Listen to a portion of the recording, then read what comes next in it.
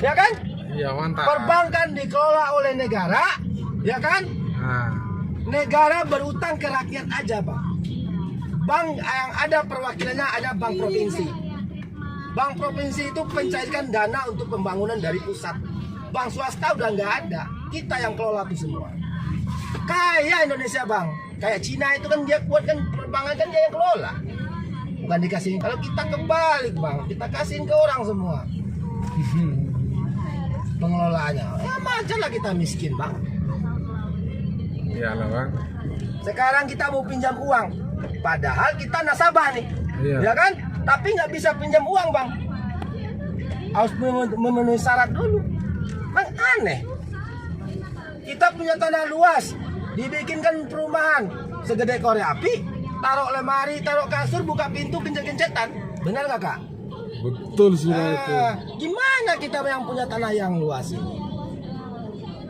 Sekarang jauhilah, marilah kita jangan mau diadu domba. Karena adu domba yang paling gampang itu adalah sensitif itu di agama, Bang. Iya. Makanya mereka masuk di agama. Politik Orang-orang kita identitas, yang ya kan? orang-orang kita yang bodoh itu di YouTube itu mereka dibayar, makanya dia mau berkuar-kuar untuk mengadu agama. Padahal dia tahu itu salah kok. Tapi karena dia dibayar, dijanjikan ini, makanya mereka mau menyampaikan itu. Dan dilindungi Dan dilindungi. orang-orang tertentu. Ya, tujuannya apa? Memang memecah kita, Bang. Kayak saya bilang tadi, kita sibuk berantem di ruang tamu, satu keluarga, tetangga kita ngangkat kulkas kita, Iya, ya kan? Bang. Ngangkat kapras kita, ngangkat sayur mayur kita. Kita capek berantem, mau makan udah nggak ada lagi di dapur kita. Itulah kayak yang sekarang terjadi, betul betul tidak, Bang? Betul bang, betul. Gitu, Bang. Masalahnya kita nih mau nggak? Kan hanya kemauan aja yang kita tanya nih, Bang. Mau nggak kita membangun bangsa ini? Mau nggak kita membangun bersama? Jadi solusinya bagaimana? Solusinya, mari kita jauhkan masalah perbedaan ini. Perbedaan itu adalah kunci kita untuk bersatu, gitu loh. Bhinneka Tunggal Ika Bhinneka ya. Tunggal Ika. Ini enggak, ya kan, ngaku NKRI tidak sependapat, dia nggak musuh, gila nggak itu? Ya kan? Langsung dikatain kafir lagi. Iya. Pokoknya apapun masalahnya, kalau masalah agama, Bang, kita udah punya runutan masing-masing. Iyalah. Selagi itu diajarkan dengan agamanya, ya kita memaklumin aja. Ngapain kita panas-panas? Memang kalau memang ada ajarannya, betul nggak, Bang? Betul sekali bang.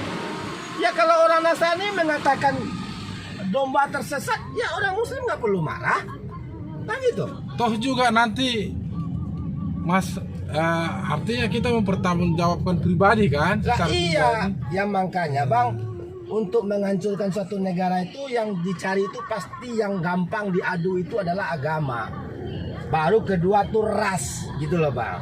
Nah sekarang kalau kita pintar, kita cerdas, jangan mau lagi kita diadu domba. Saling menghargai aja satu sama lain, kan gitu. Iya, Cuman mahal. saudara-saudara kita yang serakah dengan kekuasaan dan jabatan itulah orang-orang pengkhianat itu dilihat dari situ, Bang. Gitu loh. Di Indonesia ini yang banyak tuh pengkhianat dibandingkan NKRI-nya. Gitu loh. Berarti anggota masih ada bekas PKI dong. Hah? Bekas Kita PKI? nggak membaca PKI-nya, Bang. Intinya kalau pengkhianat itu udah melebihi daripada PKI. Berarti sejenis teroris dia. Hah? Kalau dikatakan teroris jadi biang teroris lagi. Wah. Kalau teroris hanya satu golongan, kalau ini menghancurkan seluruh bangsa. Berarti opungnya teroris dia bang. Hah? Opungnya dia apa? Ya kalau saya mengatakan opung teroris, saya mengatakan opung teroris. Cuma melebihi daripada itu mungkin, gitu loh. Bayangin aja lah opung, ya kan? Investasi Cina, ya kan? Yang kerja Cina, yang kita gigi jari. Hebatnya di mana? Lebih baik jadi tanah kosong daripada jadi kelola orang asing semua. Ya kan? Lebih baik jadi tanah kosong. Menyusahkan hati kita kan? Kalau pendapat saya, kalau saya tak ada kompromi namanya, kalau saya mengkontrakkan lahan saya ke orang asing, ya kan? Iya bang. Takkan mungkin saya memberikan pekerja kepada orang lain dulu kalau anak saya pengangguran. Kan begitu, Bang. Ya, pokoknya anak itu harga mati prioritas untuk diselamatkan. Iyalah. Baru orang lain. Karena itu generasi kita ya kan. Nah iyalah. Nah Indonesia. kalau artinya saudara kita membela orang lain dan tidak membela saudaranya, berarti kan dia selingkuh kalau dalam percintaan. Kan begitu. Ya kan? Papa selingkuh judulnya. Anak tiri disayang-sayang, anak kandungnya dibuang-buang. Aneh itu, ya kan? Itulah. Tak ada kata alasan. Pokoknya ini dibangun dulu nanti buat kita. Bullshit pokoknya. Gitu loh bang. Kalau nggak punya kemampuan nggak usah dibangun, biarin aja kayak begitu. Ini yang lucu lagi. Pribumi melakukan tambang dikatakan ilegal. Orang asing mengkeruk tak dikatakan ilegal. Kan lucu. Masalahnya izinnya mungkin bang. Ya izinnya dia kan dapat duit. Kalau mau duit banyak, ayolah kita bantulah saudara kita ini, daerah ini bisa menambang ini dan hasilnya dibagi buat daerah setempat. Begitu yang benar bang. Bukan dikasihkan ke orang pendana. Kan nggak lucu kalau dikasih ke orang pendana. Kalau jadi mungkin begini berpikirnya pejabat ya, kita nggak sebut oknum ya. Ya. Mungkin begini bang, kalau dikasihkan ke pejabat atau orang berduit lah, atau atau orang pengusaha, minimal dia income-nya untuk kita ada. Walaupun itu mungkin nanti akan di-KKN jadinya sama pejabat ya. Itu saja mungkin kalau tambang ilegal yang dalam artian masyarakat, ya berarti kan berapa dapat mereka yang nggak ada setoran gitu loh bang. Nah, kalau income itu bang, namanya hasil tambang, kita orang awam nih bang, saya kan orang bodoh lah ini ya kan. Nggak ada orang bodoh bang. Rakyat biasa lah saya. Nah, kalau saya punya lahan tambang pasir aja nih, contoh tambang pasir aja saya punya tambang pasir di sungai itu aliran itu tanah saya dulunya. Dan saya punya tambang pasir di situ. Saya jual lah pasir saya, dibeli oleh truk-truk untuk dibawa ke pembangunan rumah. Kan begitu bang, kan sama dengan tambang itu kan? Iya sih. Dan otomatis tambang itu yang bekerja itu saya prioritaskan dulu anak dan lingkungan saya dulu dong. Tetangga saya, pokoknya warga saya di situ, dia dulu yang harus bekerja. Dan hasilnya itu, income-nya itu saya keluarkan sekian persen untuk daerah situ. Atau membangun musola, atau membangun gereja, atau membangun yayasan. Kan gitu bang. Itu yang benar. Baru nanti buat hasil sisanya, baru buat saya sebagai yang punya hak. Kan begitu. Baru saya keluarkan lagi pajak saya untuk negara. Ya kan? Harusnya kan begitu. Ini kebalik. Yang pendana yang dapat untung gede sama yang memberikan izin. Yang tinggal di sana cuma gigit jari. Apakah itu NKRI namanya? Bagi saya itu pengkhianat negara bang. Layak dihukum mati. Begitu. Ya kan? Karena dia memperkaya dirinya sendiri. Sekarang gini loh bang. Memang ini kan kita cerita-cerita ini namanya. Tetapi kalau hanya kita cerita, bagi saya mungkin itu hanya sebatas cerita. Jadi kalau memang abang mau bantu masyarakat, nggak usah lalu dulu keseluruhan. Minimal harus berani jadi pejabat. Supaya kalau bila abang jadi pejabat, otomatis sudah punya peran serta untuk mengambil keputusan. Itu saya pikir mungkin solusinya. Ya, sebenarnya orang Indonesia ini orang kita lah ya. Banyak lupa dengan daratan, nggak pernah introspeksi dirinya. Orang kita kan memang tipikal sombong. Kalau udah jadi pejabat, ya kan seluruh keluarga atau tetangganya tuh nih ngangkat bahu nih siapa saya, harus hormat tuh semua. Orang kita kan gila hormat, itu karakter gitu loh. Ayolah kita harus angkuh orang Indonesia, orang sombong, pejabat-pejabat sombong ya kan. Janganlah anggap pejabat itu kita sebagai penguasa.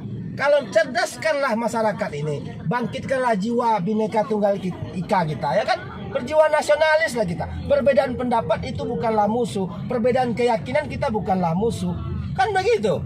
Mari kita bangun, sadarlah kita semua, ya kan?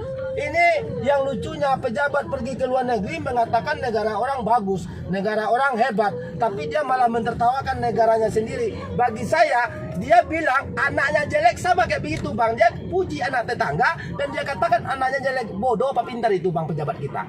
Berarti ibaratnya dia kalau sama tetangga dia bilang rumput tetangga lebih manis begitu. Nah itu makanya dia selingkuh kan gitu kan. Dia bilang istrinya jelek, dia katakan istri tetangganya cantik, ya kan? Padahal istrinya cantik kali ini, kan begitu bang. Itu pilihan, bukan masalah kali. Kalau kali ini nanti ya berarti masih ada kali-kalinya bang. Tapi kalau bilang Itu yang is the best karena itu pilihan. Ya, artinya Apa kata orang kita tidak peduli. ya artinya kan Bang, kalau kita tidak ada kata peduli Bang, ya hiduplah di hutan di sana sendiri kan begitu. Makanya pejabat itu kan, kalau dia nggak peduli, udahlah jangan ngaku NKRI deh. Gitu aja. Kalau Iya. pendapat saya mah Bang. Banyak mau dibenahi di Indonesia, cuman satu dulu sebenarnya Indonesia ini. Ya, satu kalau Indonesia ini harus berani. ya makanya Bang, kita harus dan harus kompak. harus memilih pemimpin bersih Bang. Keberanian itu cuma satu Bang, syaratnya bersih. Kalau dia bersih, ya kan nggak bisa Ya. diintimidasi.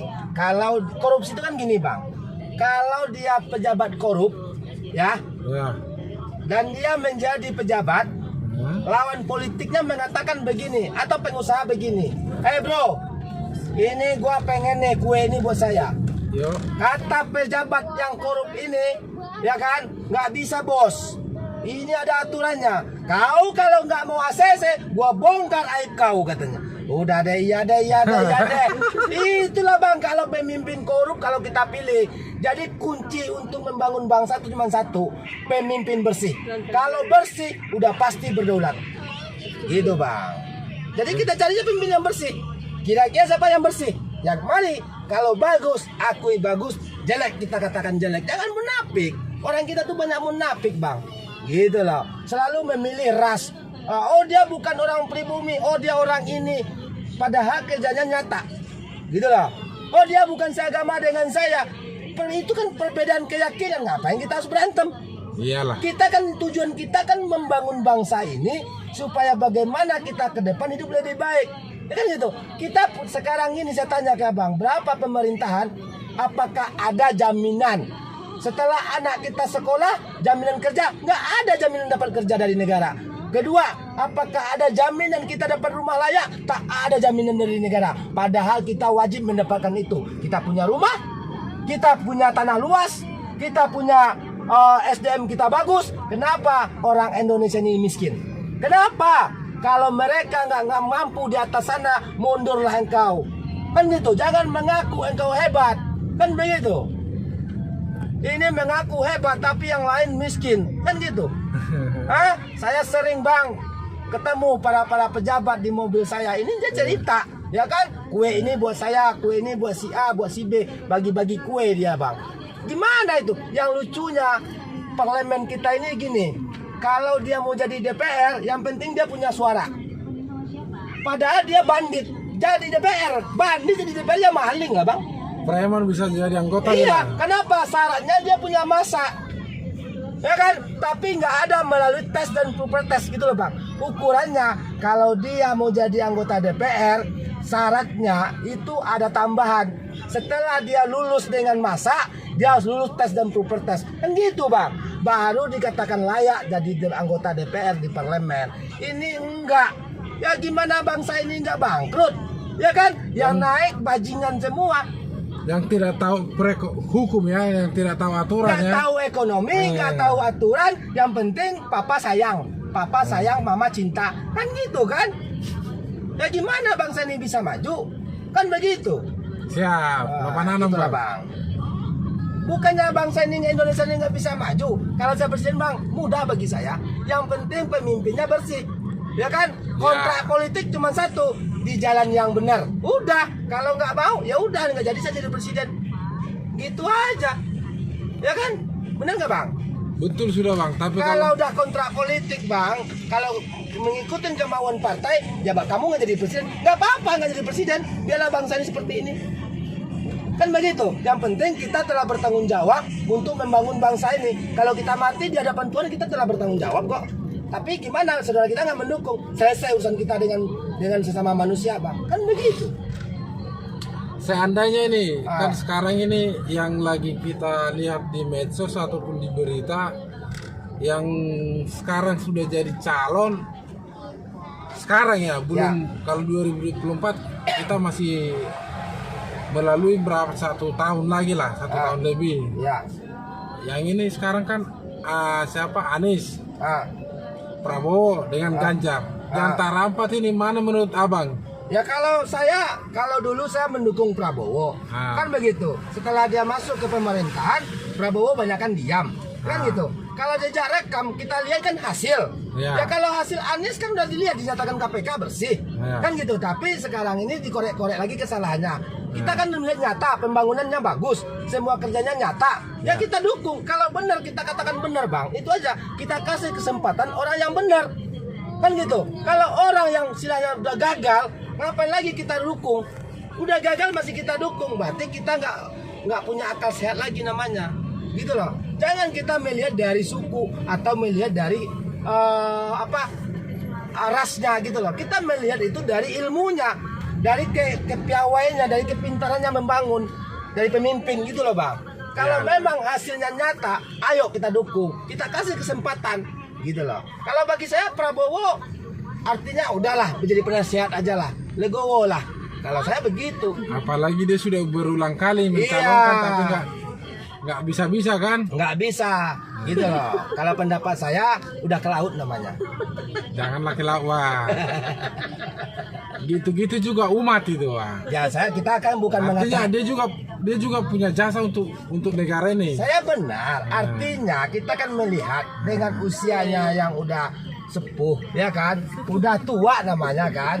Udahlah, mundurlah, kasihlah yang lain kan begitu. Kalau Bapak bicara usia, bagi saya orang usianya semakin tua berarti harusnya semakin matang, Bang. Ya, kalau yang muda itu tahulah anak muda masih masih bimbang dia, masih kalau anak muda dalam tanda kutip politik, kalau anak umur 20 tahun diletakkan ya kacau bangsa ini. Tapi kan dalam tanda kutip politik kan usia yang udah matang, udah 40 tahun ke atas, udah berpikir matang kan begitu bang, ya kan? Tapi istilah boleh katakan, ayolah saudara-saudara kita yang sesabangsa ini, mari kita kesampingkan hal-hal perbedaan pendapat ini. Kalau kita dukung saudara kita, kalau memang nyatanya hasilnya benar, ya kan, pembukunya bersih, kita dukung dia, gitu loh. Kasih kesempatan, nggak benar kita gulingkan, kan begitu. Betul sudah bang. Memang harusnya artinya kita harus mau jujur. Ya harus yakin bang, harus jujur di hati kita ini. Terus bebaskan masyarakat untuk berpolitik dalam arti bersuara. Iya. Jangan sedikit kalau nggak tangkap, nggak pas atau nggak satu jalur dimusuhi. Iya. Ya kan itu cari kesalahannya. Kan itu saya bilang bang, yang mengaku NKRI, ya kan? Iya. Kita kan dikatakannya demokrasi. Dia mengaku NKRI, beda pendapat dianggapnya musuh, kan lucu, ya kan? Dan dia dinyatakan esteller lagi pendapatannya, pendidikannya kan esteller, espokat, es kecap, ya kan? Nah, tapi saudaranya dia tertawa kalau saudaranya tertangkap gitu loh. Tertawa dia kalau saudaranya disiksa, kan lucu, ngakunya NKRI. Kalau NKRI itu harga mati, apapun agamanya, apapun rasnya, apapun sukunya, kita itu bersaudara. Haram bagi kita itu untuk saling membuli, apalagi menyakiti bang. Apakah kita ini akan bersatu? Kalau nanti Australia perang dengan Indonesia, jangan tembak, itu saudaraku karena hidungnya pesek, gitu-gitu. Baru kita anggap saudara. Perang dulu baru saudara, begitu. Aneh bangsa kita ini, saudara kita sebangsa ini. NKRI harga mati katanya, ya kan?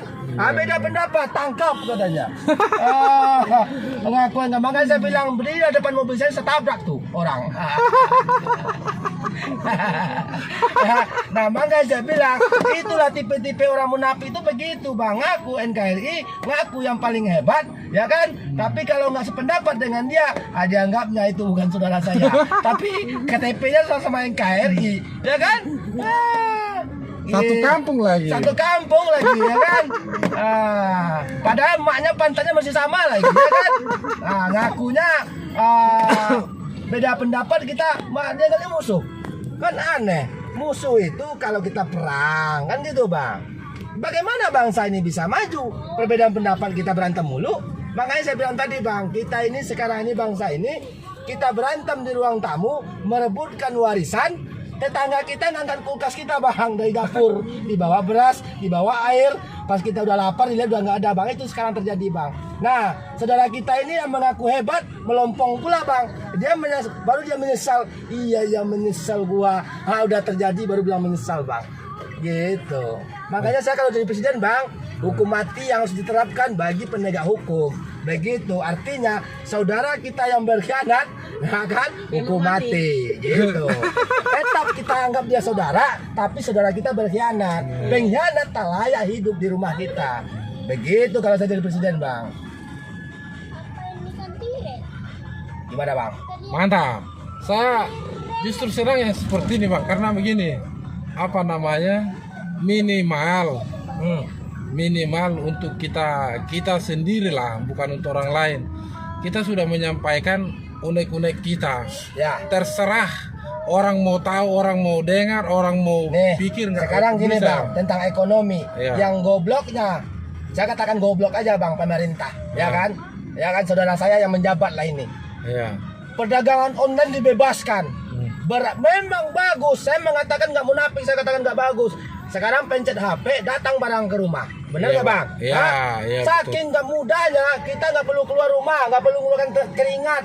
Tapi, apakah kita udah pantas menerima jualan online? Lihat berapa banyak toko yang tutup, berapa banyak ribu orang yang tidak dipekerjakan.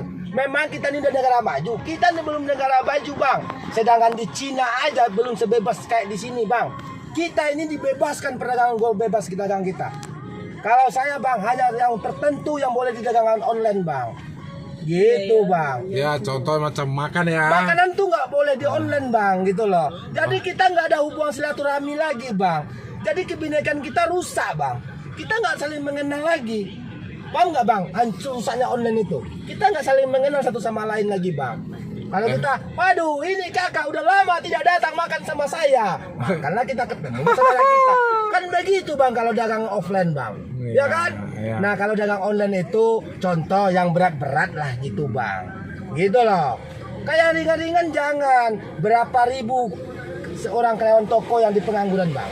Ya, memang akhirnya sebenarnya menambah pengangguran. Loh. Yang lucunya lagi, kita global boleh, bebas boleh. Ini perdagangan yang jelek aja datang ke Indonesia, diterima, dibeli sebulan hancur. Mana itu pertanggungjawabannya itu? Menteri perekonomiannya itu kan? Menteri perdagangannya itu. Yang layaklah jual di negeri ini. Murah sih boleh murah, akhirnya apa? Produk dalam negeri, produk saudara di sini nggak laku jadinya. Kan goblok namanya, Bang. Nah, itulah, Bang, cerita kita sampai nih, Bang. Abang turun di mana ini?